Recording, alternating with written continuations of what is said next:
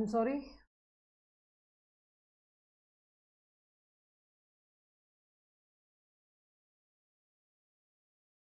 Now let's do it again.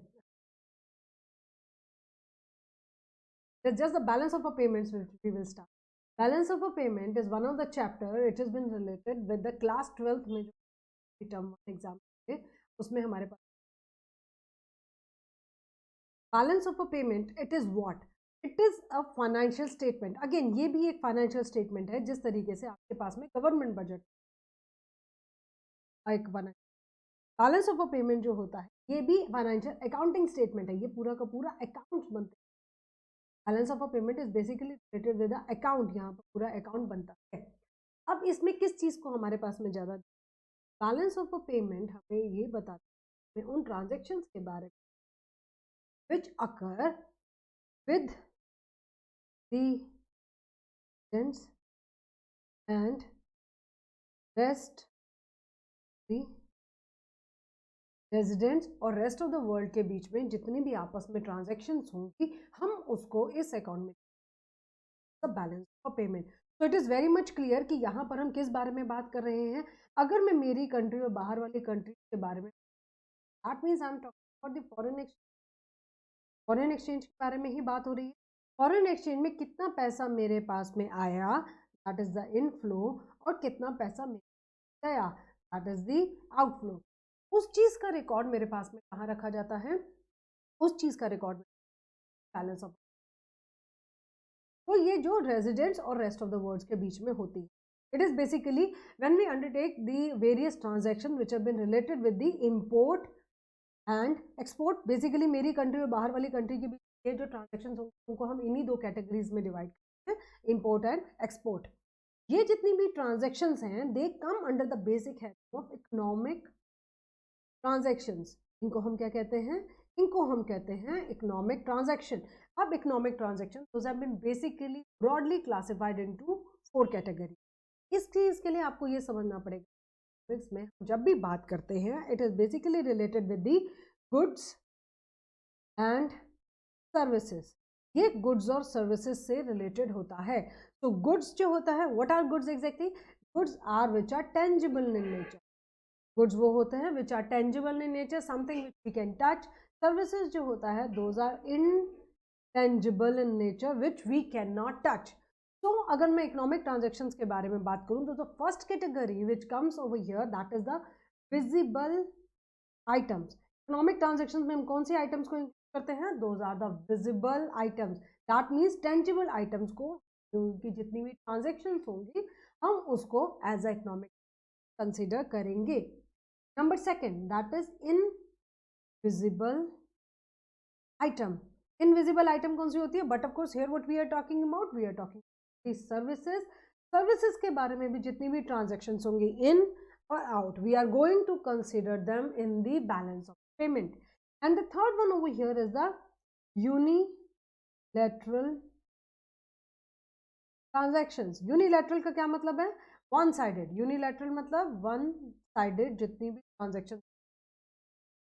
Unilateral transaction मतलब अगर हमने किसी को बाहर में फॉरेन में पैसा भेजा है, हमने कहीं पे बाहर में पैसा भेजा है या कहीं से बाहर में आया है without the involvement of a goods and services, one way transaction है तो those will come under the unilateral transaction. And the fourth one which is quite important that is the fourth जो हमारे पास capital transfer. Capital transfer again यहाँ पर capital में तो आपने गवर्नमेंट बजट में वर्ड किया है द मीनिंग वुड प्रिवेल. क्या मतलब था वहां पर भी कैपिटल का. That is it is giving effect on the assets and liability. जो भी ट्रांजैक्शन मेरे एसेट्स या लायबिलिटी को इफेक्ट कर रही है those will come under the heading of the capital. और वो उन ट्रांजैक्शन को कैपिटल ट्रांजैक्शन कैपिटल से रिलेटेड आपका रिसीव्ड और एक्सपेंडिचर वो इस कैटेगरी में आएगा. तो इकोनॉमिक ट्रांजैक्शंस को जो ब्रॉडली आपने 4 कैटेगरीज में डिवाइड करा है. So the number 1 is the visible items से related transactions, number 2 is the invisible items से related transactions, number 3 is the unilateral transfers and number 4 capital transfer. ये 4 ब्रॉड कैटेगरीज हो गई हैं. देखिए अगर मैं ये कह रही हूँ बैलेंस ऑफ अ पेमेंट एक अकाउंट है तो इसमें एक डेबिट या क्रेडिट तो होगा ही होगा, and but of course at the end मेरे पास में जो अकाउंट बन के आएगा there might be some sort of a deficit in that, there might be some sort of surplus into that, और there might be the balanced balance of, balance भी तो हो सकता है। So what would be the meaning of a deficit, surplus and balance? Deficit आपसे क्या कहता है? डेफिसिट का मतलब क्या होता है? पहले ये देखिए, डेबिट का मतलब होता है जब मेरे पास में माइनस जा रहा होगा, क्रेडिट का मतलब जब कुछ एड ऑन हो रहा होगा, और यहाँ पर जब आप बैलेंस ऑफ अ पेमेंट पढ़ते हैं तो it is been related with the foreign exchange. ये तो हमें पता है ना कि ये सारा का सारा हम किस चीज से रिलेटेड कर रहे हैं, ये जिस मनी के बारे में that is the foreign, foreign exchange अगर माइनस हो रहा है मेरे पास से तो it will come the heading of debit, अगर फॉरेन एक्सचेंज प्लस हो रहा है तो it will come under the credit. Of deficit अगर मेरे पास में बैलेंस ऑफ है, इसका क्या मतलब है कि डेबिट जो है that is more then credit. Deficit तो तभी हुआ ना जब डेबिट जो मेरे पास से पैसा जा रहा है वो ज्यादा है इन कंपेयर क्रेडिट। सरप्लस कैसे होता है? सरप्लस होगा जब डेबिट कम है और क्रेडिट ज्यादा है, मेरे पास में एक्स्ट्रा रह गया, सरप्लस एक्स्ट्रा ही। और बैलेंस का क्या मतलब हुआ? When the debit is equal to credit. ये तीन मेरे पास में बैलेंस ऑफ पेमेंट के आ जाते हैं कि बैलेंस ऑफ अकाउंट जो होता है it can basically show these three conditions. जब हम बैलेंस ऑफ पेमेंट करते हैं there is one more topic which comes into the picture, is the balance of trade, BOT. अब बीओटी क्या होता है? आपको ये वाला चैप्टर सिर्फ एक चीज का ध्यान रखना है, ये जो 4 पॉइंट्स मैंने आपको बताए हैं, visible items, invisible items, unilateral transfer and capital transfer. Visible, invisible, unilateral, capital. Balance of a trade आपको किस बारे में बात करता है? Balance of a trade has been related with the goods only. Balance of a trade आपके पास में सिर्फ और सिर्फ डिफरेंस के बारे में बात करता है। किन चीज के डिफरेंस के बारे में बात करता है? Import of goods and exports of goods. One thing which I would say, please आपके एग्जाम्स के प्रिपरेशन में ये जो सीबीएसई की जो बुक आपको मिली हुई है इसको प्लीज आप सबसे ध्यान, because this is quite important from the examination point. एक बेसिक बुक को आप जरूर ध्यान रखें। तो बैलेंस ऑफ अ ट्रेड क्या हो गया? बैलेंस ऑफ अ ट्रेड जिसको कि हम बीओटी बोलते हैं, एक्सपोर्ट्स माइनस इंपोर्ट्स। यहाँ पर आप गुड्स के अलावा किसी और चीज कंसिडर नहीं करते। तो इफ आई वुड से कि बैलेंस ऑफ अ पेमेंट अगर इतनी बड़ी चीज है तो बैलेंस ऑफ अ ट्रेड उसमें से एक छोटा सा ही पार्ट है, क्योंकि बैलेंस ऑफ अ पेमेंट तो 4 आइटम्स को कंसीडर कर रहा है और उसमें से सिर्फ और सिर्फ जो गुड्स वाला पार्ट था वो ट्रेड वाले के पास में चला गया। तो may I say that BOP is a broader concept, ज्यादा आइटम्स को, whereas BOT is a narrower concept.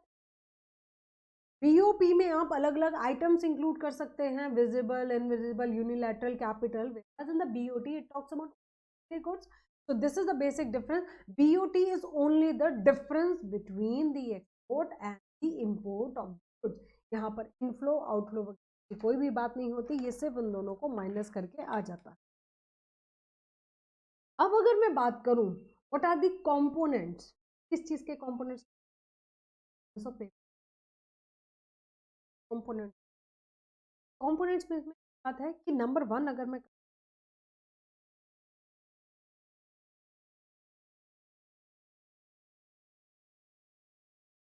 Again क्या 4 चीजें हैं जो कि आपको याद रखनी है? Visible items, invisible items, unilateral and capital risk. ठीक है, अब आप इसको कैसे याद रखोगे? आपको याद करने का बता रही हूँ। शुरू की ये 3 चीजें करंट अकाउंट में जाती हैं और ये जो कैपिटल है ऐसे याद कर सकते हैं। I think you components of a BOP. Again अगर मैं करंट अकाउंट के बारे में बात करूं तो करंट अकाउंट के कंपोनेंट्स कौन कौन से हो गए? फिर कंपोनेंट्स ऑफ करंट अकाउंट बताइए। फिर नंबर 1 पे क्या आया मेरे पास में? नंबर 1 पे आया मेरे पास में all the transactions related to the visible items. That means अगर मैं कहूं एक्सपोर्ट और इंपोर्ट ऑफ गुड्स, इस केस में आपने क्या देखना है? इस केस में आपको सिर्फ ये देखना है कैश आ रहा है या कैश जा रहा है। आप बताइए, अगर मेरे पास में इंपोर्ट हो रहा है तो कैश मेरे पास से जा रहा है, it will go to the debit side. यहाँ पर कैश जा रहा है। एक मेन बात है कि कैश जा रहा, आप इंपोर्ट कर रहे हो तो फिर कैश आउटफ्लो हो रहा है, इसलिए ये अकाउंट की डेबिट साइड में जाएगा। अगर आप एक्सपोर्ट कर रहे हो तो आपके पास में कैश इनफ्लो हो रहा है, दैट मीन्स प्लस हो रहा है, और प्लस अगर कैश होता है तो किस साइड जाता है? तो it goes to the credit side. Is it clear? Visible items current account में मैंने आपको नंबर 1 आइटम उठाया है, विजिबल आइटम, जो VIUC आपको बताया है, उसमें से विजिबल आइटम्स मैंने ले लिया। ये 2 पॉइंट है। The second would be invisible item trade. Invisible items trade, yes. अगर मतलब मेरे पास में किस चीज़ का हो रहा है, मेरे पास में एक्सपोर्ट हो रहा है, इंपोर्ट हो रहा है, किस चीज़ का? Of services. इस वाले चैप्टर में गुड्स एंड सर्विसेज को being, even though we are studying economics, हमने को एक जगह रखा है। बस बैलेंस ऑफ अ पेमेंट या बैलेंस ऑफ अ ट्रेड एक ऐसा टॉपिक्स हैं जिनमें हम दोनों को यहाँ पर ही सेग्रीगेट कर रहे हैं। Export and import of a services, yes. अगर मैं इंपोर्ट कर रही हूँ सर्विसेज का, then it is, but of course the cash outflow is there. यहाँ पर मेरे पास में नेगेटिव होगा। मैं यहाँ पर कौन सी सर्विसेज के बारे में बात कर रही हूँ? Here what I am talking about, I am talking about shipping, I am talking about जो शिपिंग करते हुए हमें फाइनेंस वगैरह की जरूरत है, हम उसकी सर्विसेज के बारे में बात कर रहे हैं। मैं इंश्योरेंस के बारे में बात कर रही हूँ। These are the various services which have been included while going ahead with any kind of import. अगर मैं इंपोर्ट कर रही हूँ तो मेरे पास में आउटफ्लो हो रहा है, माइनस है, तो दैट मीन्स वो डेबिट साइड में जाएगा। और अगर मैं एक्सपोर्ट कर रही हूँ किसी भी आइटम्स का, सर्विसेज का, तो मेरे पास में कैश इनफ्लो होगा, दैट मीन्स मेरे पास में कैश प्लस हो रहा है, and it will come to the credit side. ये आ गया मेरे पास में इनविजिबल आइटम। और अगर मैं यूनिलैटरल ट्रांसफर के बारे में बात कर रही हूँ, ये थर्ड आइटम है मेरे पास में, किस चीज का? It is a component of the current account. Unilateral transfer के बारे में बात कर रही हूँ, तो बट ऑफ कोर्स अगर मेरे पास में इनफ्लो है तो it will be plus, it will go to the credit side. अगर मेरे पास में आउटफ्लो है, बाहर की तरफ में जा रहा है, minus, and it will go to the debit side of the account. I hope it is clear to all of you. Clear? इसी तरीके से जब आप करंट अकाउंट करते हैं तो करंट अकाउंट में आपके पास में again you will have the surplus and deficit. यहाँ पर आप उसे कहेंगे CAS, जो कि है करंट अकाउंट सरप्लस। दूसरा टर्मिनोलॉजी है यहाँ पे CAD, that is current account deficit. यहाँ पर है current account deficit. Current account surplus में आपके पास में क्या होगा? सरप्लस मतलब समथिंग एक्स्ट्रा। एक्स्ट्रा मतलब क्या है? That means your credit is more than the debit, and here the credit is less than the debit, then it would be the deficit. और आपके पास में यहाँ पर हम बता रहे हैं कि you are not going to take that into consideration. अभी जो हमने पहले करा था कि बैलेंस ऑफ पेमेंट अकाउंट है, उसके 2 पार्ट्स होते हैं, one is the other current. तो करंट हमने डिस्कस कर लिया है। Now let us come to the capital. These are the very very important notes. Capital account में मैंने आपको क्या बताया था? कैपिटल में आप क्या कंसीडर करेंगे? जो यहाँ पर आपको बताया था VIUC, VIU करंट अकाउंट में चला गया, C किस में? हाँ, कैपिटल अकाउंट में जाएगा। So what was C over here? C हमने बात करी थी यहाँ पर जितने भी मेरे पास में कैपिटल ट्रांसफर्स होते हैं, this is where I told you, capital transfer जो होते हैं which give affect on the asset and liabilities. Capital account कौन से होते हैं? These are the transactions between the residents and the outside and which give the impact the assets and liabilities. वो आपके पास में आएंगे कैपिटल अकाउंट। ठीक है, अब इस कैपिटल अकाउंट द डेफिनेशन अगर आपको समझ में आ जाएगी तो हम इसके पास में अगर कंपोनेंट्स पूछें कि कौन कौन से होते हैं, कंपोनेंट्स ऑफ कैपिटल अकाउंट से होते हैं, कंपोनेंट्स है मेरे पास में नंबर 1, दैट मीन्स अगर मैं कहीं से बोरोइंग कर रही हूँ या लेंडिंग, एक ही अकाउंट है ना, उसी में तो मुझे देखना है कि वो डेबिट साइड में आएगा या क्रेडिट साइड में आएगा। अगर मैं बोरो कर रही हूँ, किसी से ले रही हूँ, तो पैसा मेरे पास में आएगा। इनफ्लो हुआ है, इनफ्लो हुआ है तो वो किस साइड जाएगा अकाउंट के? It will go to the credit side. And is it giving impact on the asset and liability? Yes. अगर मैं कहीं से बोरो कर रही हूँ तो that means I am creating liability, क्योंकि कल मुझे उसको वो रिटर्न करना है. That is why it is coming under the heading capital. Lending कर रही हूँ मतलब मैं पैसा दे रही हूँ. It is going out, it is minus, it is basically outflow. और पैसे का अगर आउटफ्लो होता है तो वो किस साइड जाता है? डेबिट साइड में जाता है. तो व्हाट एम आई डूइंग? जब मैं किसी को लैंड कर रही हूँ, तो अगर आपने बैलेंस शीट पढ़ी है तो you might have talked about, आपको एसेट वगैरह के बारे में पता होगा. यहाँ पर मेरे पास में वो क्रिएट हो रही है, क्योंकि मेरे एक बैलेंस शीट में डेटर करके एक आ जाए कल को पैसा देगा.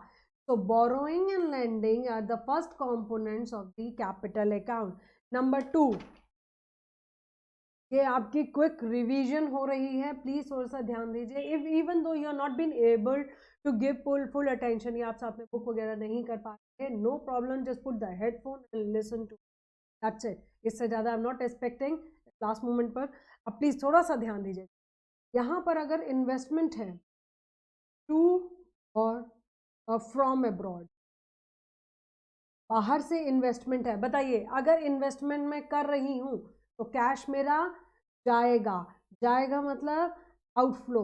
आउटफ्लो करने से अगर मैं इन्वेस्टमेंट कर रही हूँ तो उसका क्या मतलब है? It will create my asset. अगर मैं आउटफ्लो कर रही हूँ तो ये मेरे पास में जाएगा, यहाँ पर डेबिट साइड में जाएगा. और अगर बाहर से मेरे पास में इन्वेस्टमेंट आ रही है मतलब कैश मेरे पास रहा है, तो it is basically the inflow. और इनफ्लो जो होता है वो मेरी क्रेडिट साइड में आता है. देखिए किसी ने अगर मुझे मेरे पास में करी है तो but of course I need to return it. आज नहीं तो कल मुझे उसे देना होगा. It is creating the liability. Liability create हो रही है और यहाँ पर कोई बाहर से मेरे पास में है या मैं कहीं पर इन्वेस्टमेंट कर रही हूँ, सॉरी इट इज़ 2, अगर मैं कहीं पर इन्वेस्टमेंट कर रही हूँ तो इसका मतलब क्या है कि मेरे पास में एसेट जो है वो क्रिएट हो गई है.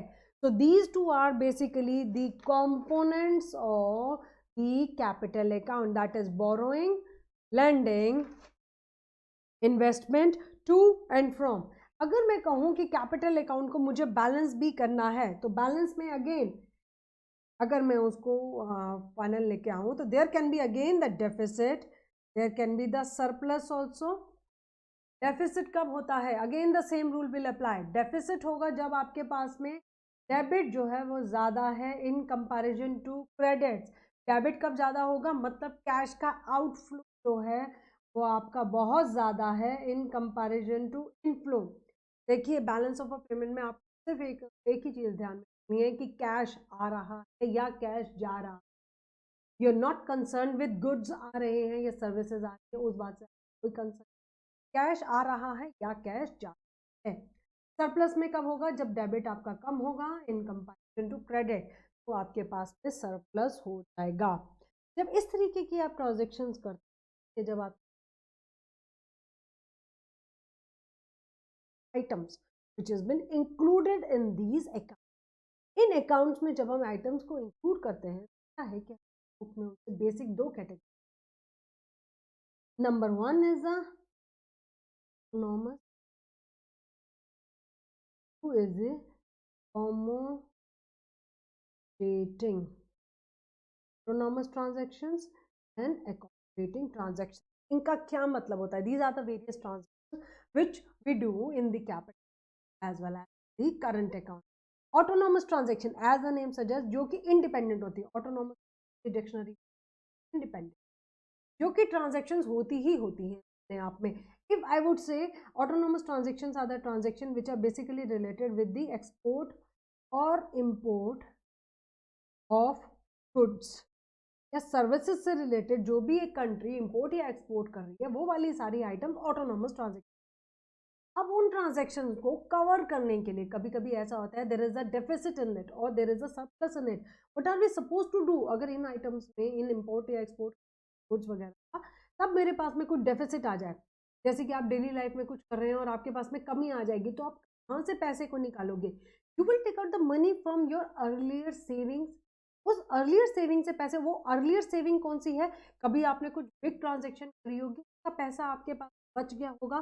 बिग ट्रांजेक्शन मतलब कभी, मतलब that means aren't we talking about the capital transaction. तो जितना भी कैपिटल अकाउंट की ट्रांजेक्शन होती है, those are the basic one which are basically come into the category of accommodating transaction. That means autonomous transactions से अगर मुझे कोई डेफिसिट हो रहा है तो मेरे पास में कैपिटल अकाउंट से अगर कभी कुछ प्लस है तो I am going to use this surplus to cover this deficit. तो कैपिटल अकाउंट में दैट मीन्स जो आपने इन्वेस्टमेंट से रिलेटेड बात करी, बोरोइंग से रिलेटेड, अगर उन चीज़ों के पास से आपके पास में सरप्लस आ गया है तो इस वाले डेफिसिट आप उसको कवर कर।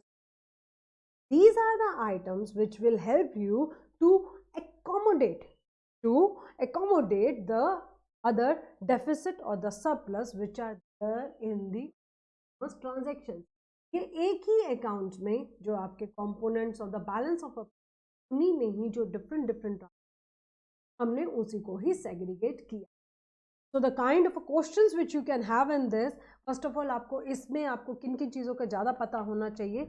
इसमें आपको बेसिकली पता होना चाहिए, यहाँ पर आपको इकोनॉमिक ट्रांजैक्शंस के बारे में पता होना चाहिए, जहाँ पर विजिबल, इनविजिबल और यूनिलैटरल और कैपिटल के बारे में बात करी गई है। You should be aware of the meaning of a deficit, surplus, balance होना चाहिए। बैलेंस ऑफ ट्रेड में आपको गुड्स के बारे में बात करी गई है, that is what you should no.